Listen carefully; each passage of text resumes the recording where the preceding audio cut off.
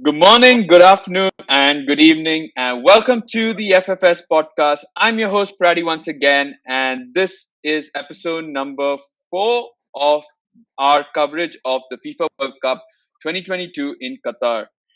First off, apologies if the sound isn't as great as our previous episodes. I am actually out of town. I haven't carried the apparatus with me, so it's all coming off my Bluetooth mic. So there might be slight disturbances here and there. I'll try and make sure that it's kept to a minimum.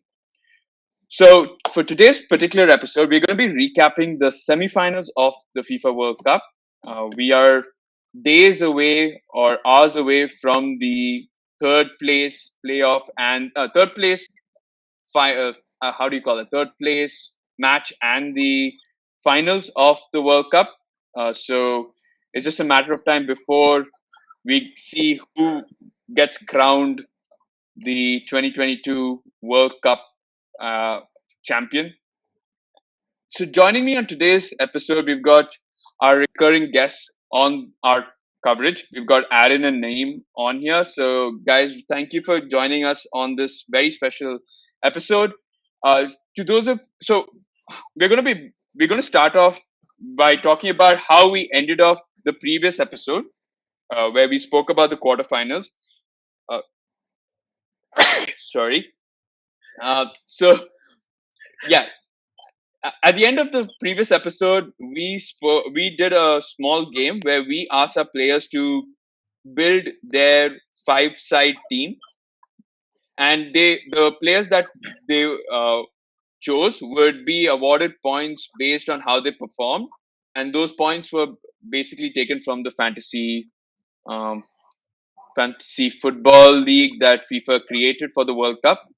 So yeah, it was our mini fantasy league that we had last time out. We had Arjun Raja on the previous podcast episode, so we have his players as well. And I guess I'm not going to beat around the bush. We're going to be announcing from well, it's in ascending order, so from the bottom to the top. In last place with a terrible -1 point.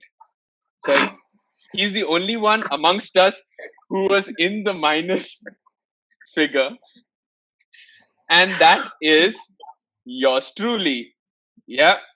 So if you want to look at the points, I got -2 for Livakovic. I got 0 for Hakimi. I got -1 for Gvardiol. I got -1. I got 1 for Griezmann, and I got 1 for Giroud. So that gave me a grand total of -1. So congratulations, me. I'm out of the podium position. Next up, we've got Naeem on 18 points. Not bad. That's not bad, right? So Naeem's points were Livakovic with -2 points. Naeem made a brilliant masterstroke in putting Theo Hernandez in there, so he got 13 points. Gvardiol again with -1, Griezmann with 1, and Mbappe with 7. So a grand total of 18 points. And congratulations. Yeah. And now we come to the second position, the silver medal holder. And with a total of 22 points, it is Arjun Raja. So so the points go as Arjun with Martinez. So the Argentinian goalkeeper Martinez with 7 points. He had Hakimi, who again got 0 points. He had Gvardiol, who had -1 point. Modric with 2 points, and Alvarez with 14 points. Okay, so he got 22 points. And of course, that means our winner for the Fantasy Football League is Aaron with a grand total of 25 points. Yeah. So, of course, so you went same with Arjun. So you went Martinez as goalkeeper, 7 points there. You went Hakimi, like the three of us, except for Naeem. So you got 0. Here's where you probably had the biggest difference. You chose Rafael Varane, and he scored you 6 points as compared to our Gvardiol. You went with Arjun and chose Modric as your midfielder with 2 points. And of course, Messi as your forward, and he got you 10 points. So a total of Yeah. 25 points. That is really close, though, 22 and 25. I mean, it could have gone either way. Uh, and yeah, I think kudos to you guys and shame on How me. much I mean, did Alvarez score though? 14. 14. Alvarez 14. Yeah, so that wasn't a bad choice at all going like up forward. I Exactly. think he screwed up probably defensively in terms of the choices he made. I But think, Aaron with the Varane did a like the right move. yeah, I think going for Guardiol was the wrong decision, which, Definitely, yeah. Had I replaced that with Varane, I would have been in the running as well, or even yeah, Kunde for that matter. yeah, exactly. You'd have had, well, you wouldn't have had -1, so you'd have been on 19 plus 6. You would have actually equaled Aaron for 25. Yeah. I wish I Thank you, changed. Guardiola. I wish my. I wish I changed my entire team. I actually It had was I actually had Hernandez in there. Aaron, you might remember. I actually had Hernandez in there, yeah. and then I switched it out, saying, "Oh, too many French players," and I put Hakimi or someone in there. So I It's lost out like on 13 points. Messi schooled Guardiola, and in doing so, schooled me as well. It's like, Yeah, if I'm in the opposition, you probably don't want to have the defenders in there. and for once, Giroud did not pay pay back I mean, he didn't give me I was good so happy returns. when he was withdrawn, like into the 60th minute. I'm like, yes, Paddy Striker is not there in the game anymore. Thank you, God. And at that point, both my players were still in play, but Mbappe and Griezmann. And I was Yeah, like, and it's so unfortunate, you look at France's games and you think Griezmann is their best player yeah, by far, and he's scoring 1 or 2 points. It is so freaking unfair. He's running the game. It just doesn't yeah. make sense. He just doesn't get the final pass or the final He's not, yeah, but he's the score. one creating Yeah, everything right and before that final pass comes in. It's unfortunately, insane. we don't. They don't give us Yeah, points of course. for creation. Crazy. All right, guys, let's talk about the semi-final. Right, I don't know about you guys, but I felt it was probably the worst round of the World Cup, just because I felt like we were expecting another upset, at least one upset, but it didn't happen. Yeah, Uh, we were expecting upsets in two very different games. You guys expected it in the France game. I expected it in the Argentina game because I yeah, expected Croatia to usurp Argentina, and you guys were very much confident, or at least thought that Morocco had a good chance against France. Which, I mean, in their defense, I think after the first goal, they showed that they did, except for like not being able to put that final ball into the goal. yeah, I think we did say that a lot of injuries that they had and probably going to cost them. So it did.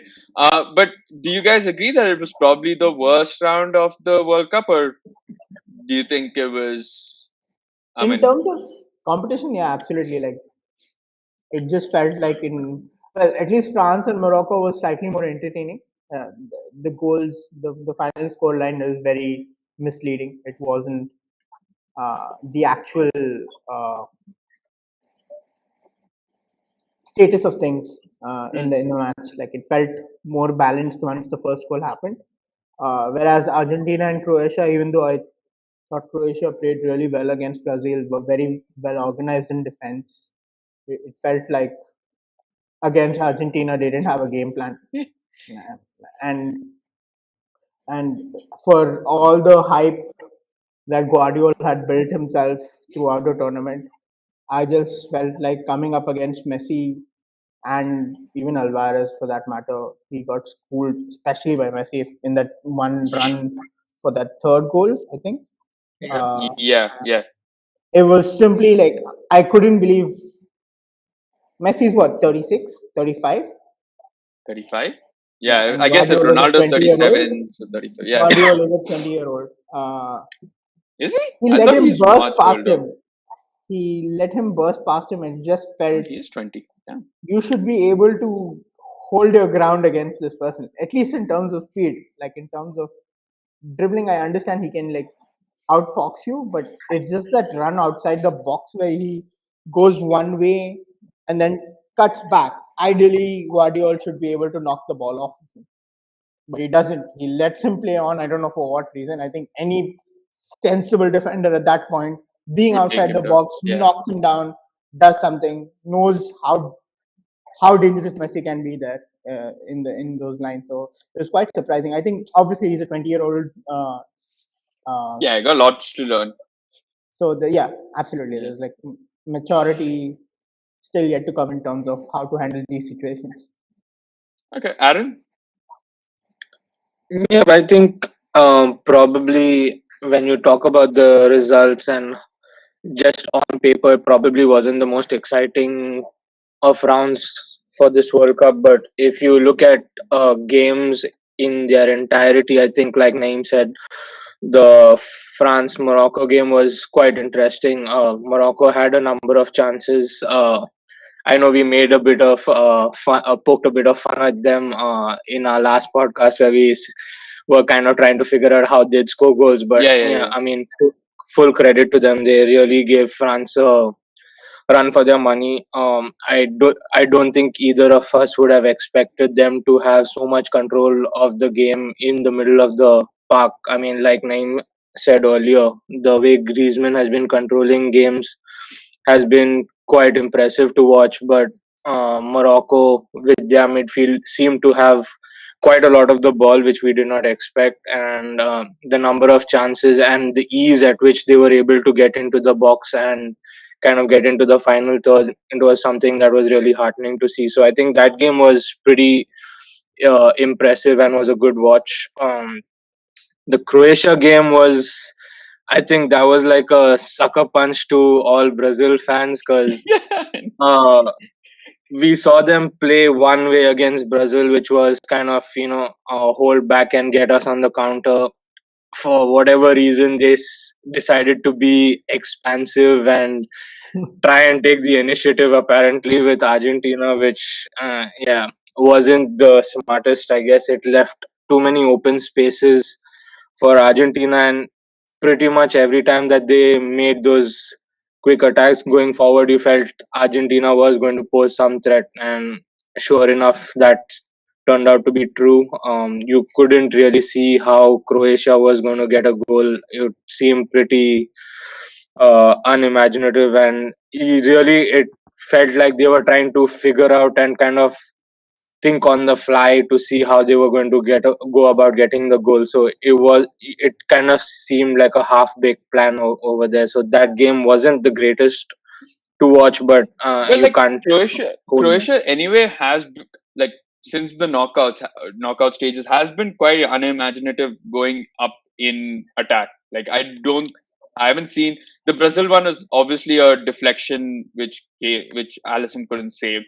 They didn't take it to who did they beat in the round of 16 of the was Japan. it yeah, Japan. Yeah, they took Yeah, it to Japan. penalties, right?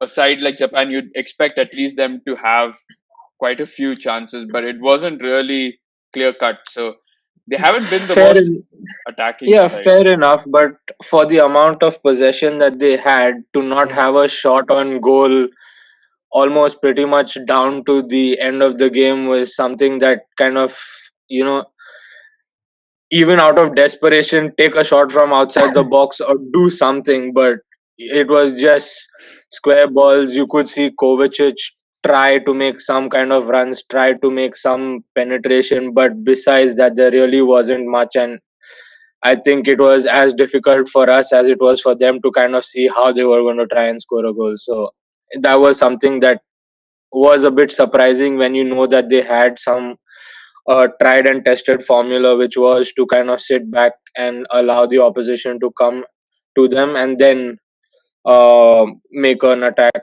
But for whatever reason, maybe right, maybe wrong, they chose to go a different way and it didn't work out for them that night.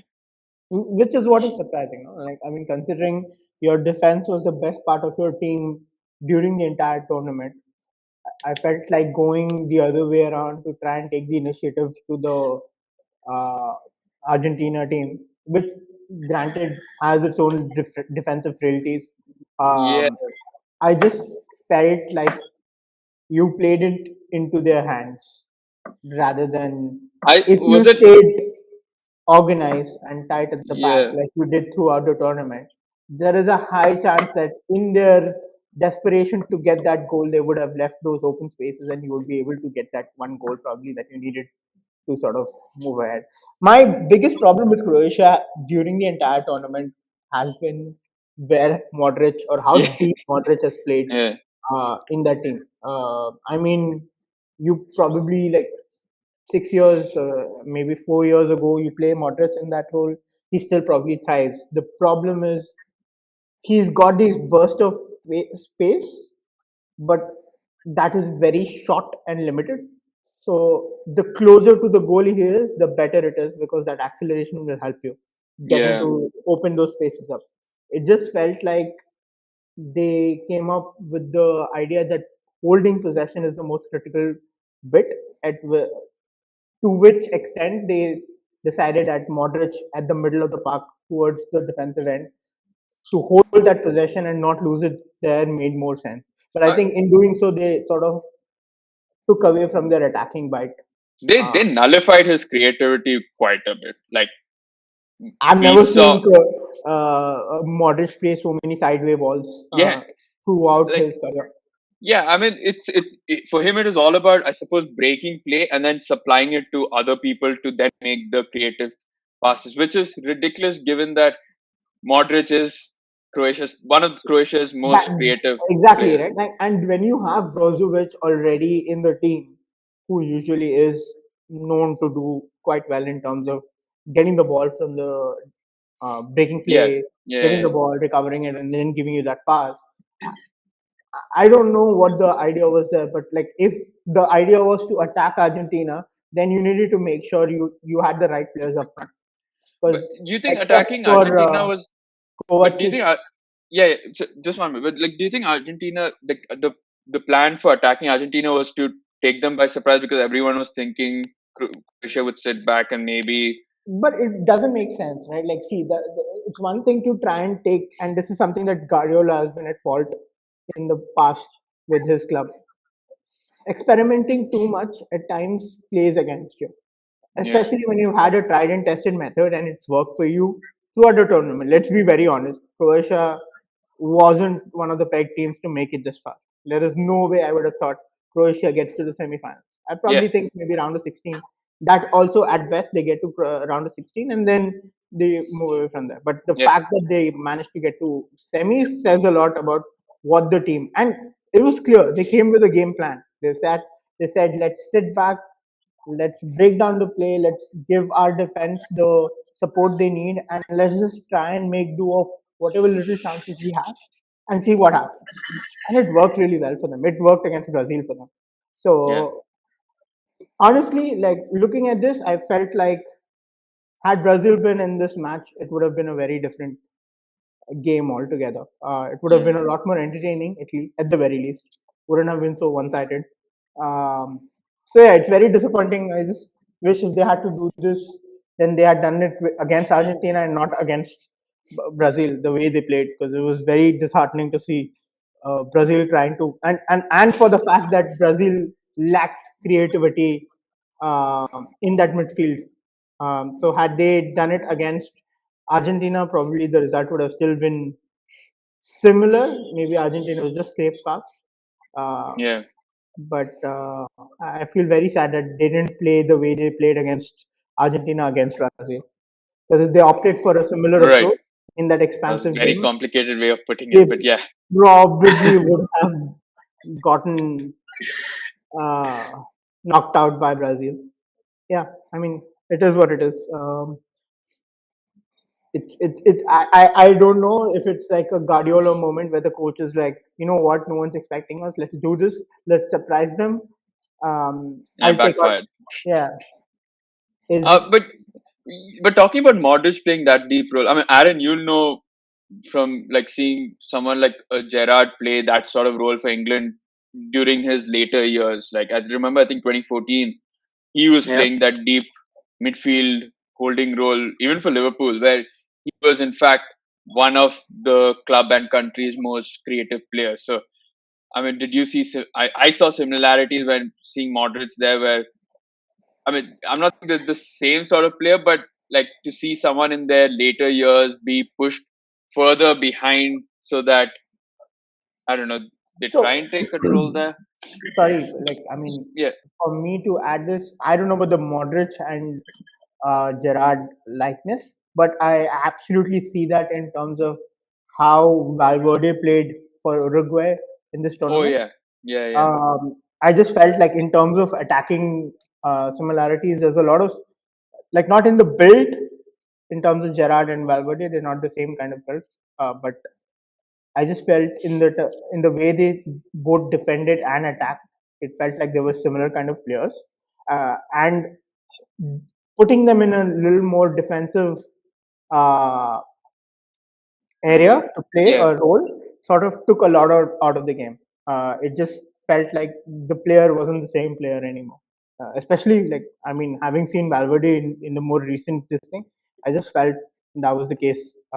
Playing him in a And defensive role, sort of not only that, but even in Uruguay, some of Uruguay's closest moments were Valverde taking shots from far out. So yeah. And I uh, even in England, I remember that used to be the case where Gerard would probably be out like 30 yards out and then take a shot yeah, trying to make. But I mean, in Liverpool, it was different, right? It was like those one twos between him and Torres, probably trying to let Torres through to score that goal, which is like far up the pitch. So yeah, yeah, I mean, from my side, absolutely. Like the I don't know about the Modric and Gerard likeness, but definitely see it in Valverde and uh, yeah. I don't know if it's about. I'm not talking about the style of play. I just felt like seeing someone at that age being pushed back in a role hmm. where he should have actually been playing probably further up and providing more creativity.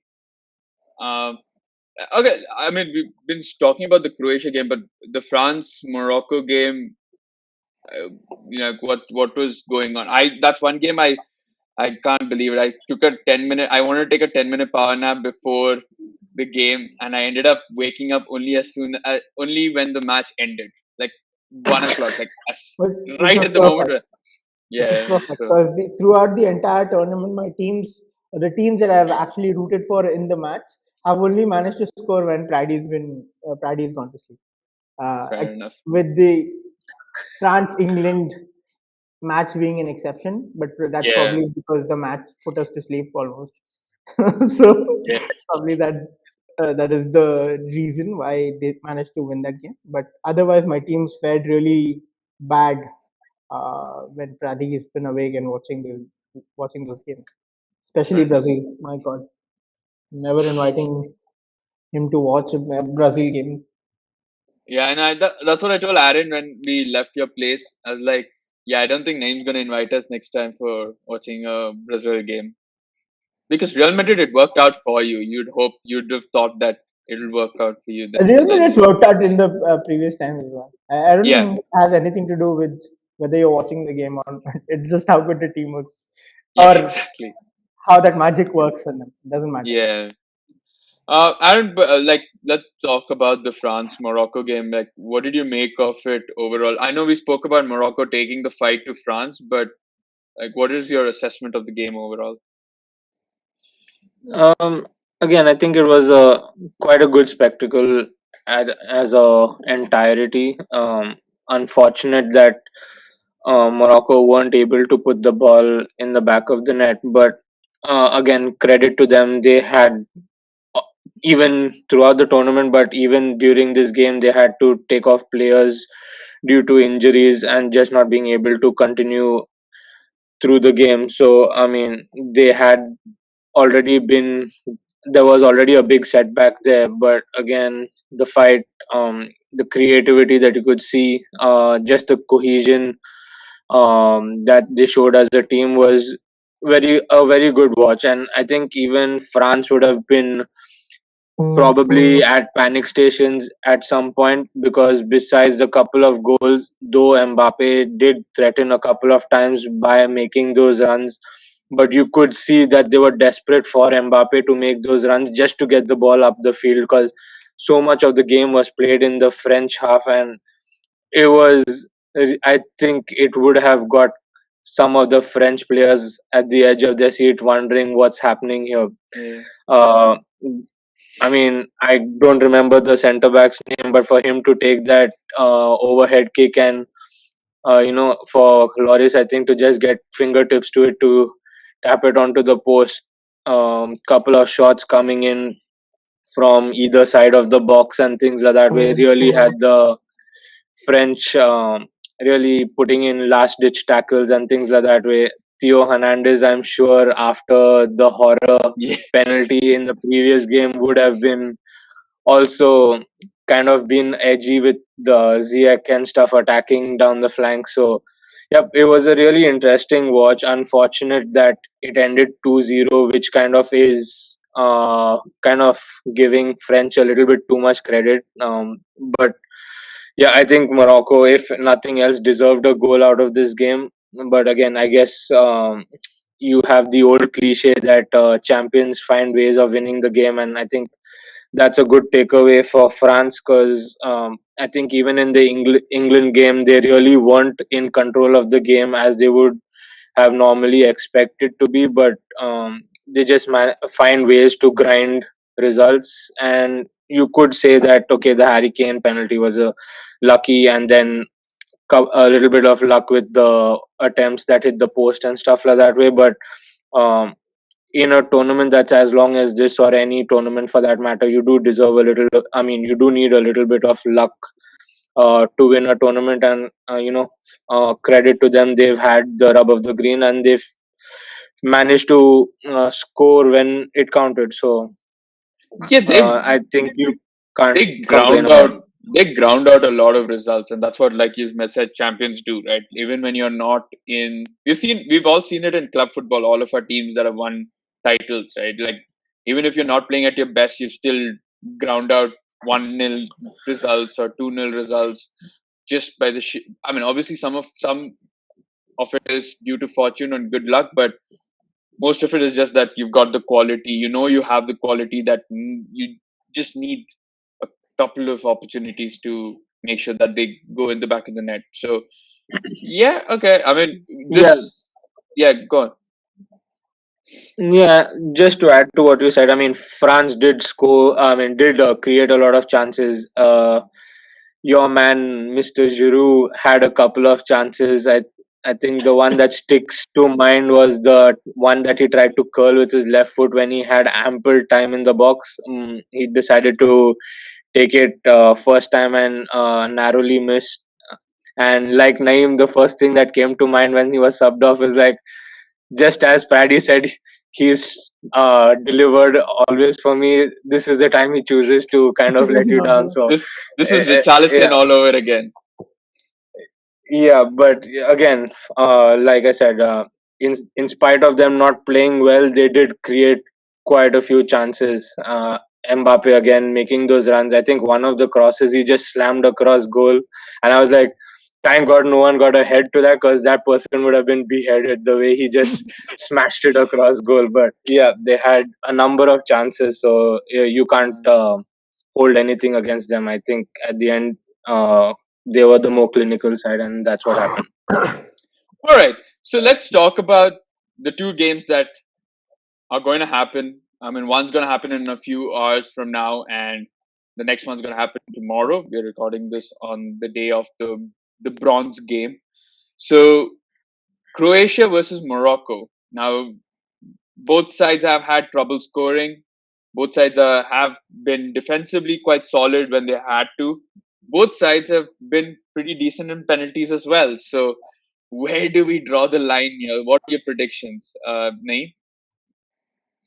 Um, for me, obviously, Morocco seems a little more of a balanced side than Croatia is at the moment. Obviously, 4 years ago, it would have been a very Oh different yeah. case.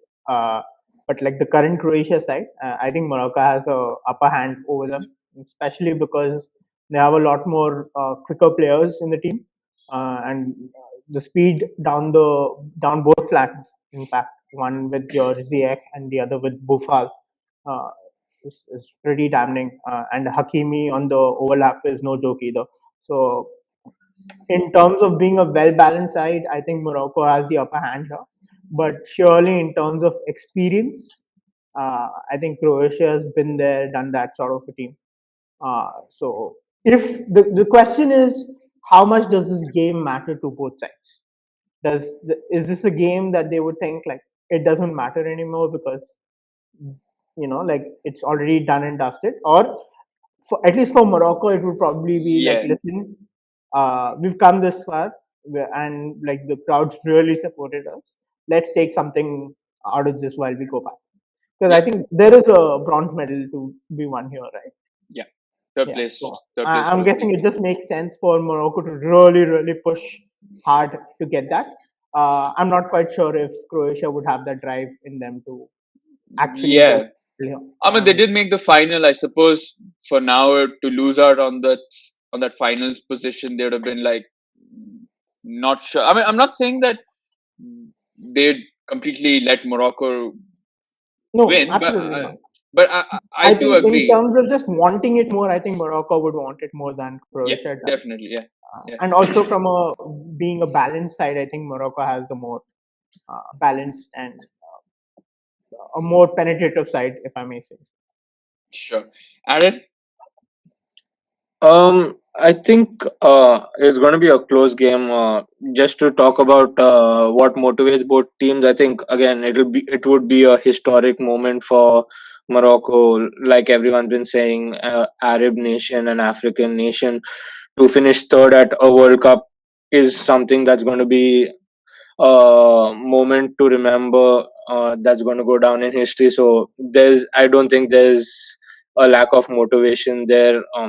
For Croatia, though, yes, it would be kind of a bum on to miss out on the World Cup. But again, I would draw. I mean, like to draw your attention to guys like Modric, Lovren, who probably, I mean, it is going to be their last World Cup. So to walk away with any sort of medal from a World Cup, I don't think they are going to be looking at getting anything less. So I think both sides will be motivated. Probably would depend on which Croatian side comes to play yeah. football, whether it's the one against Brazil or the one against Argentina. So, but You it think is going though to if be. they play, you think though if they play the way they play against Argentina this time, it wouldn't backfire, or they shouldn't really go that way? What would you do? Um, I think stick to what's been successful for you. Again, like Naeem mentioned, Morocco is no slouch and they are quite a brisk team.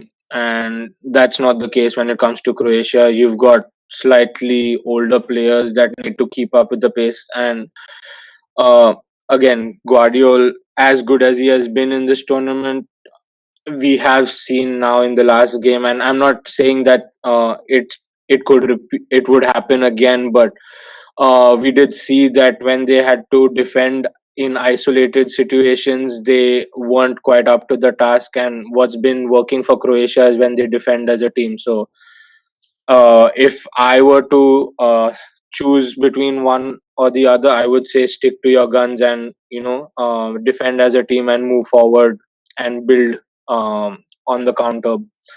But I mean, again, we don't know what they've done in training, and I'm pretty sure the coach probably believed in what they were trying to do. So uh, it could go either way. As far as who I think would probably nick this one, my heart says Morocco, so I'm going to tell my head to say the same. So Nice. yeah, I probably think they'll probably nick it by a goal, Okay.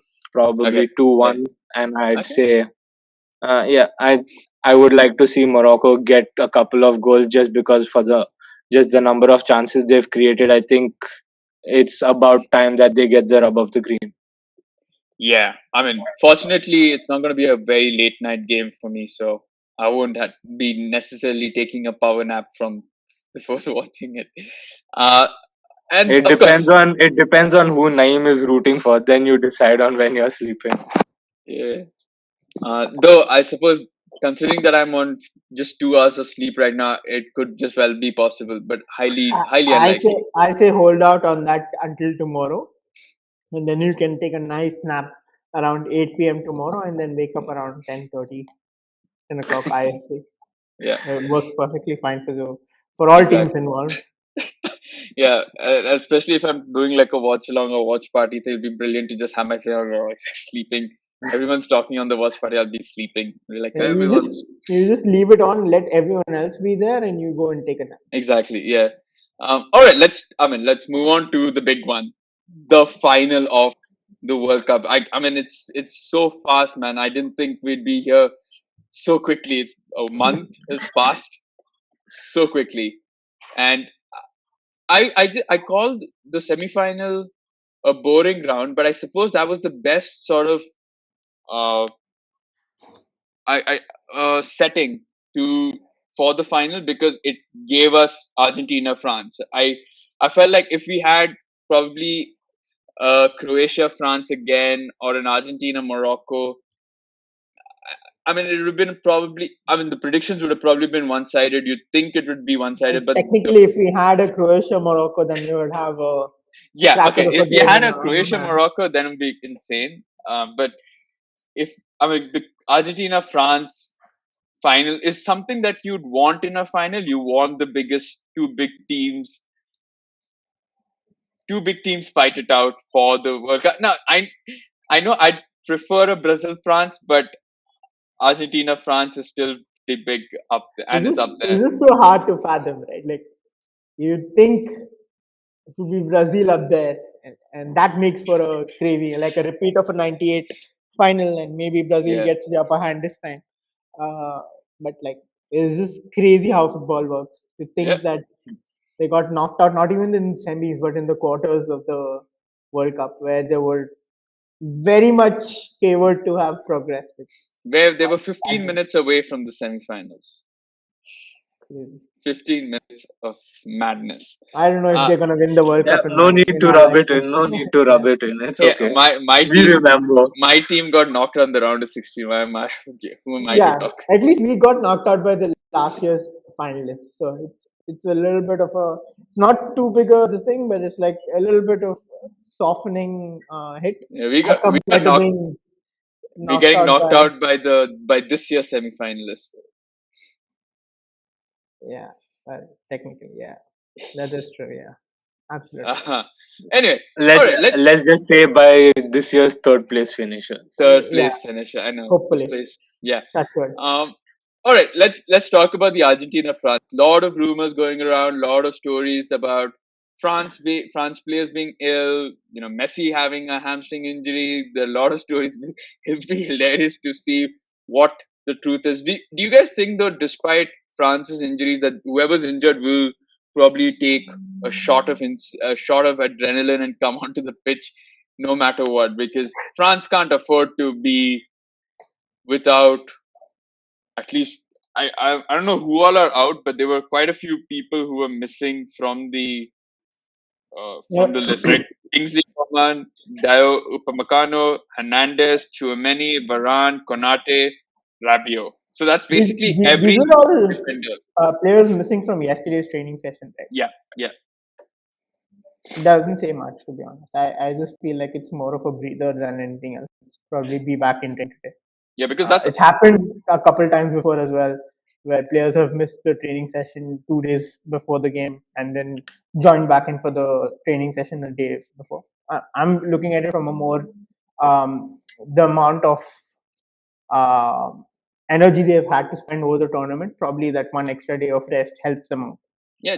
And obviously, Just everyone's holding the cards close to their chest. They yeah. don't want to give too much away. All The biggest clickbait story I saw was about Karim Benzema making it to the final. yeah. I saw that as well. And I was like, yeah, right. As if because it just doesn't make sense. Like, I mean, I know Benzema's fit and firing again. He's But back in training session, yeah. but knowing how that relationship of Benzema and the coach has been, um, Did you to read then that? expect him to Did you welcome read him that? back What on the. happened? Did you I'm read sorry. why? Did you read why there was some sort of coldness between Deschamps and Benzema? Oh no, I'm. Okay, that's another clickbait thing. Apparently, Deschamps did not like it that Benzema did not thank him when he won Ballon d'Or. And I'm sitting here thinking, what is he got to thank you for coming in the round of 16 of the Euros?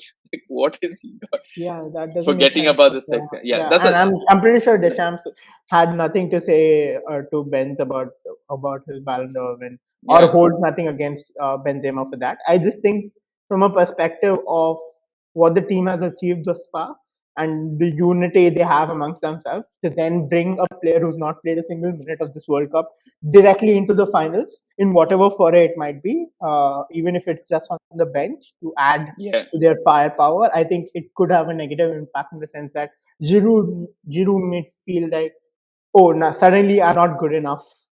That they need to have a backup for me to, and that might just screw everything in terms of the current scenario that they have going yeah. for themselves. So I think from the coach perspective, it's a very good decision to not bring Benz as much as I would love to have Benz in there for France. I just think it makes complete sense to not even think about, like, from the moment he's left the camp. I think Deschamps has been very clear in terms of, I'm good with what I have. I'm going to go ahead with this team. Fair enough. Uh, Aaron? Yeah, I think what Naeem says makes sense. I mean, uh, considering how long this tournament has gone through, you do need to give your players a breather, and there may be slight niggles here and there, but I guess these 3 days is what they're going to utilize to kind of let everyone recoup and stuff like that way. And again, they've been playing together long enough to know what is expected out of them. They know the team setup and the kind of drills and whatever their uh, tactics are supposed to be and how they're supposed to be played out. So it probably just needs a little bit of fine tuning, and that can be done closer towards the game. So I don't see it as being too much trouble in the camps with illness and fatigue or possible injuries, which I may be wrong, but at least given the reports that we've seen, I think maybe it's just people kind of jumping the gun a little bit. So I think we can I don't think probably take it with a I pinch of salt. yeah, I don't think there are many injuries per se. They're all illnesses. That's what's happening. I think just the change of weather and the virus that's coming. Like each one of us have probably got Yeah, some. and I think the only real injury thing was about Messi's hamstring, which I think is probably, I think, like I said earlier, or we were talking about earlier, was we did see Messi kind of holding his hamstring. I think in the previous game, it was he was walking around a little bit in the middle of the park for some period of the game. So maybe that's where people are kind of drawing on and making stories out of it. But it remains to be seen. I mean, yeah, the we are no expert. holding Yeah. the leg bit, yeah, but I mean, walking around Messi is usually walking around the pitch, so I wouldn't Yeah, see too much into that. Like, for, Mm, uh, yeah, exactly. So yeah, I think it's you just need to take it with a pinch of salt, and just yeah, do it is what it is. do we have any major misses in terms of players because of the suspension? No, I suspensions? don't. Yeah, I don't think so. Not that I know of. I think everyone seems to be good. back. That's a good thing then. Yeah. Yeah. All right. So, but who do you guys think will lift the trophy at the end of the day? I mean, all signs point towards Argentina. Everything in this World Cup has been I don't think so. Like, I no. mean, see, the thing is, I don't want to say it because Yeah, things just set in motion almost immediately.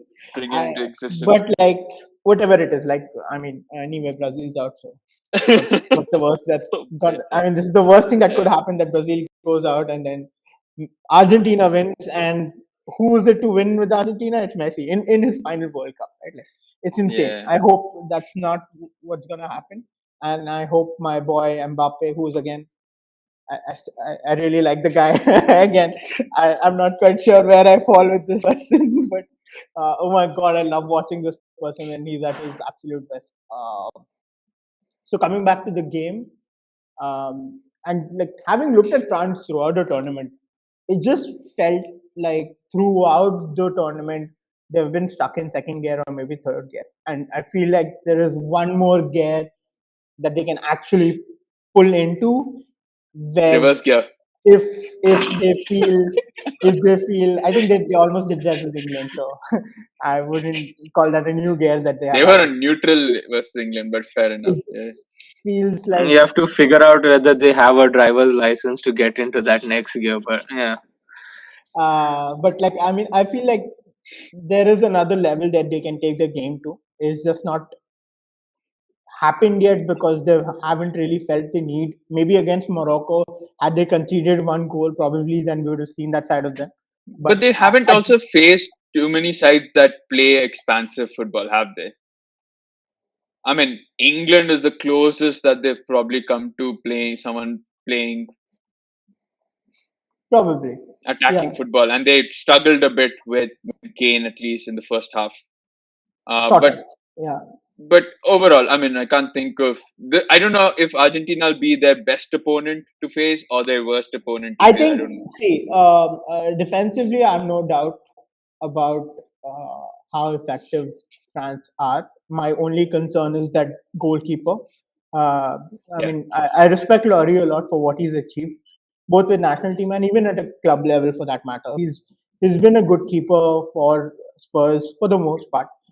But he's got his negatives in terms of his ball handling more than anything else. I have no doubt in terms of his saves that he's a good keeper.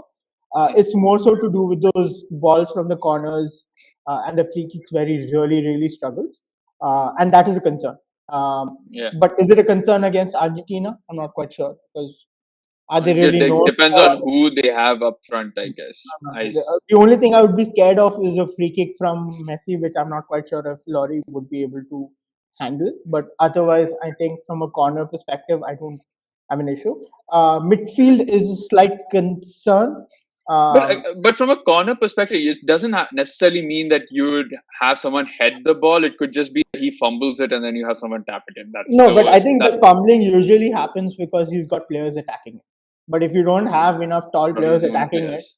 I Laurie guess is so. good enough to Yeah. hold his own in terms of that. I think it's every time, and you saw this in a couple of matches before where you had tall players really go for the ball. Even against Morocco, there was a moment where I think it was Nesri, I'm not quite sure, one of the really tall players really just going for the ball and he had no idea what to do with it.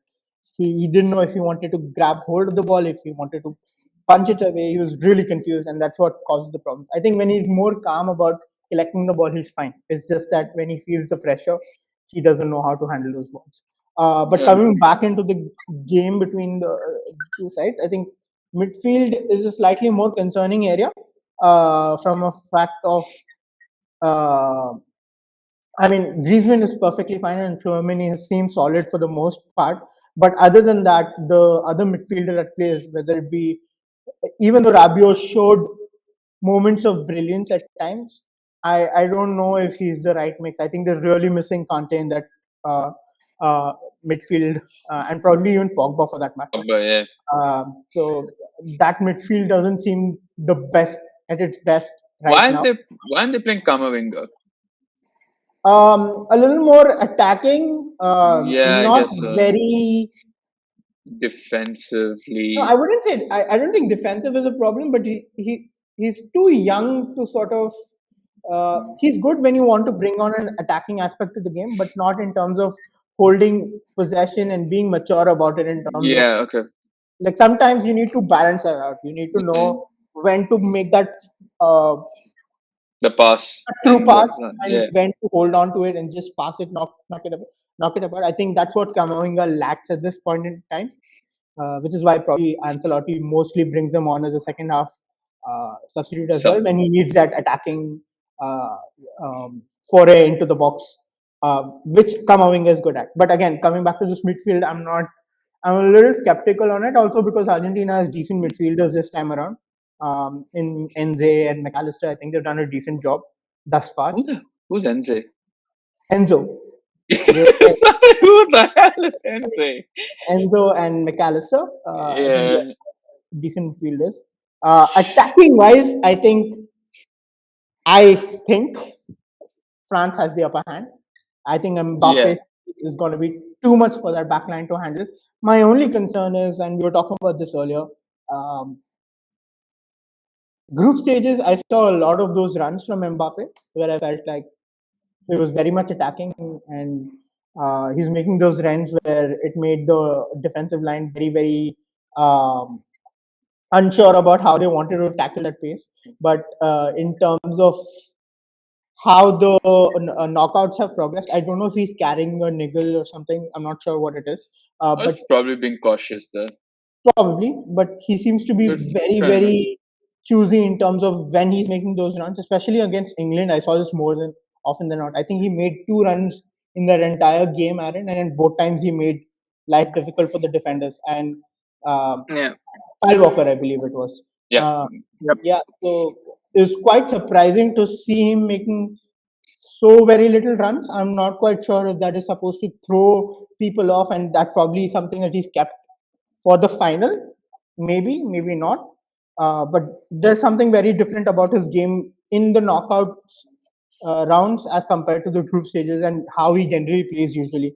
So if he goes full throttle, then I feel like France has too much uh, in their Firepower. arsenal for Argentina, because I think the defense is really hasn't been tested, to be honest. I feel that defense can be very much exploited, especially Otamendi in the center back can be is someone you can easily run past. I would think, and Giroud, if he manages to get his mojo back, I think it would be quite the partnership between him and Mbappe. yeah. Coming to Argentina's side, obviously there's only one man I would like to. I mean, Alvarez has had a good World Cup, World Cup. Yeah. but my God, in that third goal against Croatia, who fucking saw what Messi can do? And for a 35-year-old to do that, it just it's crazy. I mean, it's Yeah. insane, right? Like, I mean, a year or 2 years ago, even Cristiano, for that matter, was in phenomenal form. And to think that these guys are above those 35 year of age and still doing it. Same with Benzema as well now. It's just crazy how footballers have progressed in terms of And more to the fact that a couple of years ago we were thinking that Messi is done from a club football level, that on he's that had. count, by the way, on that count, I think moving to PSG was the best thing he ever did for himself. Uh, Reason being, I'll tell you what Yeah. the reason is that for Barcelona, he had to carry the team throughout the season, and I think that was taking a lot out of him. I think the fact that he had to do most of the thing for Barcelona, he was a goal scorer, he was the creator, and they would struggle without him in matches that meant no rest for him whatsoever. I think he's never been this fit. I feel like the time he's had with PSG and the fact that he does not need to go full throttle all the time, the fact that there are other players enough to take his place and still get results out has really helped him come into this tournament at his best shape. I think he's thankful for the Winter World Cup more than anyone Yeah. else. It's Yeah. really worked out well for him. Okay, Aaron, we've heard Name's thoughts on the game. Let's hear your thoughts. So where do you stand on the final? Um. Yeah, I think France does look the favorite when it comes to the two sides, but Argentina have been burnt once already by Mbappe. I think 2014 World Cup it was, right? 18, 2018. 18 2018. year. Yeah. Under 16. Yeah, yeah.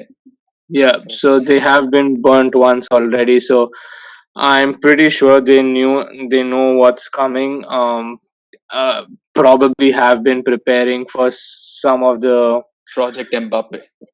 Yep, and also I think what they can take out of this was they did see that when you do get a little bit physical with Mbappe like Morocco did, you did see him kind of.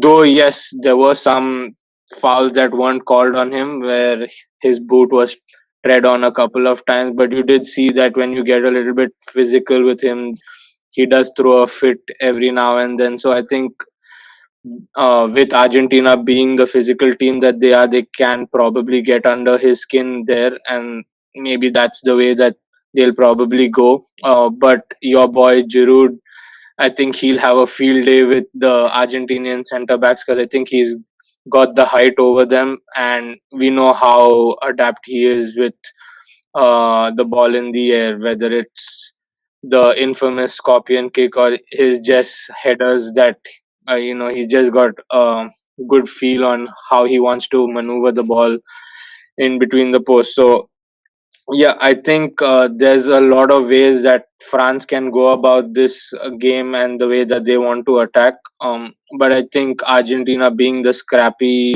fighting team that they are, it's not going to be that easy. So uh, I think it's going to be another close one. Probably it's going to be maybe a goal or probably two that'll uh, be the difference at the end. But yeah, as much as I wouldn't want Mbappe or France to be the next team that wins a back-to-back World Cup, because I think Brazil sits on that laurel at least, and that's one thing that we hold above everyone else.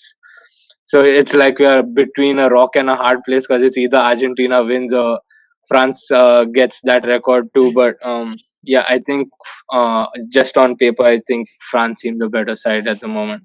If it makes it feel any better, I think Italy have won it before Brazil got back to back. I think Italy had won back to Yeah. back. So We are the last one that did it, so Yeah. never mind anything else.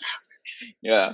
But Uh, I mean, Aaron, between France becoming a two-time world champion back to back versus and Argentina winning a World Cup, I think France France is the better option to go.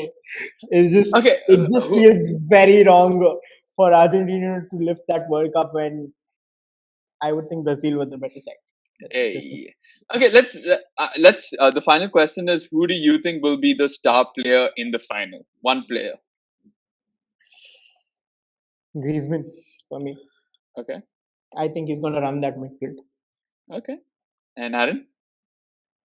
If Giroud manages to put the ball at the back of the net, because I think all signs kind of point to him having a fair advantage in size and his prowess in the air. So I think uh, polish up on those finishing skills, and I think he's got a shoe in for that.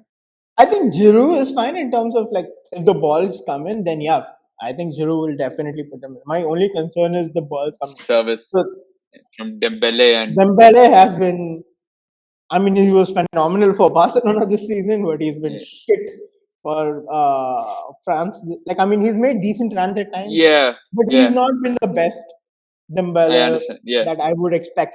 Like, I really thought coming into the Um, tournament, Dembele is gonna rip that right side and like. or maybe Mbappe just tries to behead Giroud and the ball bounces into the goal. You never know.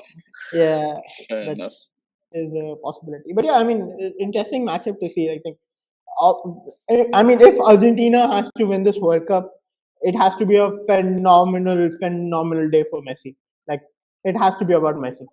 I don't see anyone else in that team that really makes a difference. I mean, yes, Alvarez scored But, two goals in the last but game, but I credit that a lot. One, Wait and watch as Di Maria comes off the pitch and does like what he normally does for every final. I yeah, would. but I mean, if there was anyone else, if there was anyone that you would want to kind of have that special moment, I don't think I don't think you'd but Messi. So you can't put it past him. So yeah. Yeah, that's true. And which final you're talking about?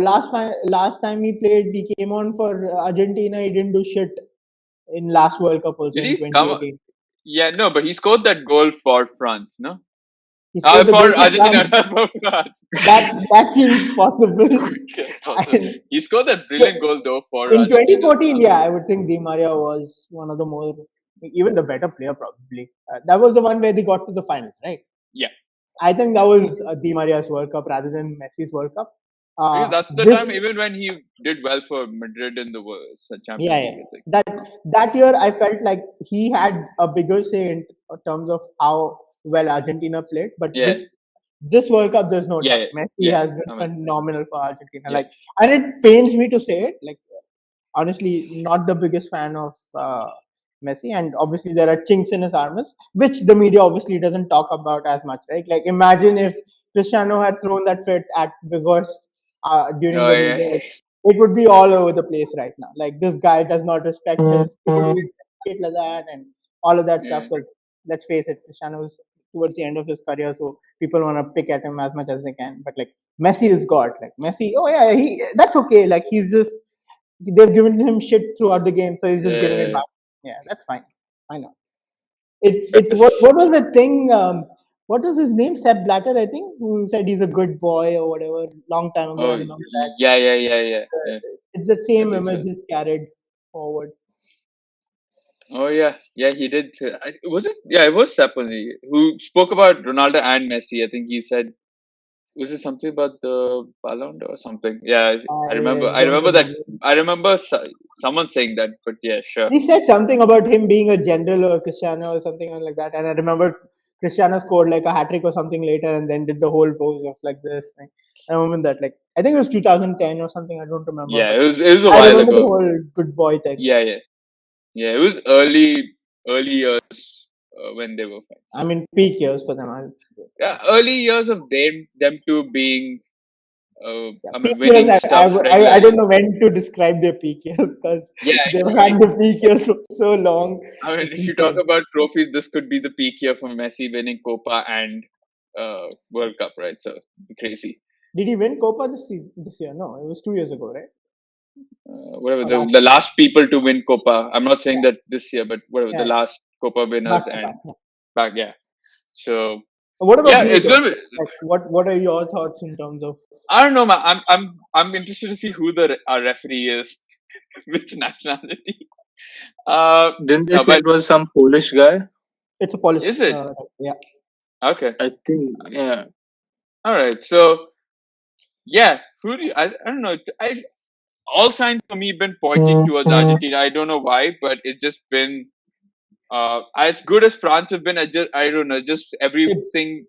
is that feeling that you had during the Champions League where Madrid were on that phenomenal run, and it didn't make sense, but it was just happening. So you feel that way against Argentina as well, I suppose. Something similar, yeah. I felt like after losing to Saudi, everyone was like, "Oh, Spain lost their first game, and then they won the World Cup, and then they've beaten Mexico, they beat Poland, I like mean, this." of all the Uh, Argentina teams you put forward in the past 10 years or 12 years rather, like in the past three tournaments, yeah, you wouldn't expect this to be the team that picks up. exactly. Yeah. I thought the But 2014 was probably strongest in terms of yeah, overall. Yeah, absolutely. Like no doubt, I would think like with Zabaleta and all, I thought defensively they were okay. Attacking wise, they had Tevez, they had Messi, they had Di Maria, they Higuain. had Dybala, they had Higuain. It was insane in terms of what Yeah. attacking depth they Oh, had. Aguero, of course. Aguero too, Yeah. obviously. So So yeah, yeah, yeah. That's what. So I don't know. It just felt like the whole narrative was Messi's last World Cup. It wasn't even about Cristiano's last World Cup. It was all like Messi's last World Cup. And I feel like that's also because Argentina's squad is so much better than Portugal. So for Cristiano, from the an World Cup's come 2 years late. I think. I yeah, think had it come 2 years earlier, it would have been a different case. Um, I yeah, think again, now it's a lot to do with what's happened in the preseason, where his mind was at, and all of that yeah. stuff, and how that's weighed him down. And I think he's also at a career point wherein taking that negative reaction to whatever has happened, he's not been able to then sort of Overcome it and overcome yeah, it and then come back. Maybe now things change. Him back at Valdebebas, maybe he gets the support he needs yeah. That's it. to Yeah, hit those peak fitness levels that he needs in terms of being the top striker that he can be. Whether he continues at Madrid or not, that is yeah. That is anyone's guess. I anyone's don't think guess. it's gonna happen, but I hope it does in terms of like give this man a 6 month contract, see what happens. You don't know with Ben's everything what's been happening recently in terms of injuries and stuff. If he has a clear understanding of what his role in the team can be, I think it wouldn't really hurt us at all to have another striker in the team, especially with our second best striker being Mariano Diaz. Speaks volumes about what can Yeah. go wrong with that team if Mbappe, sorry, if If Neymar is not in the Mbappe doesn't come and Ben gets injured. Yeah. All right. Yeah, I mean, I guess that's as good a time as any to call it a day. Thank you, Aaron and Naeem, for being on this podcast and giving your thoughts on the semifinal. Can't wait to, watch the final and see. I wish I was with you. Are you guys watching it together? Have you Are we planned are we it? doing this fantasy thing for the finals? Like, are we Do you picking want it? our players between the four teams that are there, like in terms of your bronze medals and your this one? So the thing is, I don't know if I'm going to do like a review of this, but I'd probably do like a best awards later on. Let's check. Let's see how that goes. I think the fantasy was for this, and let's leave it at that. I don't want to suffer any more pain. I don't want to go into minus anymore. But yeah, I think no. But are you guys planned anything for the finals, or what's the I don't know. I checked with Aaron if he'd be coming over. yeah Got to get confirmation on that, and a couple of cousins have asked. So cool? let's But see on yeah. that. Anyway, I mean, hopefully it'll be an entertaining final. This final is yeah, I mean, I think it's the most exciting one since probably 2014. 2018 probably seemed very one-sided with Croatia, France. But or I mean, it seemed. I mean, you don't know until it happened, but France did Yeah. seem the best Yeah, team. yeah, Or yeah, absolutely. Yeah. but Germany, Argentina seemed level, even though Germany were capable. Both were equal of sorts. So I don't know. This seems quite entertaining, quite exciting. Hopefully, we'll get to see. I don't know. I don't want it to go to penalty, but I want a good high scoring game. So let's hope for that. I find it very hard to think that there's going to be a high scoring game I in mean, this the one. last time they faced each other it was 4-3 or something. No. Yeah, but like, I mean, looking at how this tournament has gone, I Yeah, think both sides sort of, the first half is about weighing each other out and seeing how that goes, and let's then see. pressing Yep. it on. Considering what's at stake, I don't think Yeah, anyone's going to go exactly. Yeah, guns blazing. Yeah, this is not your yeah, round of 16, so exactly. it's not gonna happen that But anyway, let's see. We hope for something exciting. Let's hope for that. So thank you guys for coming on here and giving your thoughts. Can't wait to host you next time. Yep. Been a pleasure. way. Adios. All right, and congratulations, Aaron, once again. Naeem finally lost Mm, one game. He won I the first two, finally but won one. yeah, exactly. In my defense, I thought I would be negative, so I'm Yeah, okay. yeah. 18 is not bad. 18 wasn't bad. All right. Thank you to those of you watching this on YouTube. Hit the like button, comment down below, subscribe to the YouTube channel. If you're listening to this on the audio podcast, do the same thing. I don't think you can comment, but hit the like button. Follow us on social media. Follow us on any podcast platform that you're listening to. You can download the podcast, listen to it even when you're offline. And yeah, try and catch up with you for the final. I'm not sure what the plan is, but I will put out the preview or whatever once we've decided on that.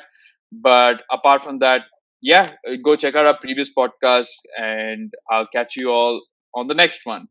That's it for episode number 4 of the FFS podcast coverage of the FIFA World Cup 2022. I'm your host, Brady, once again. You stay safe and see you.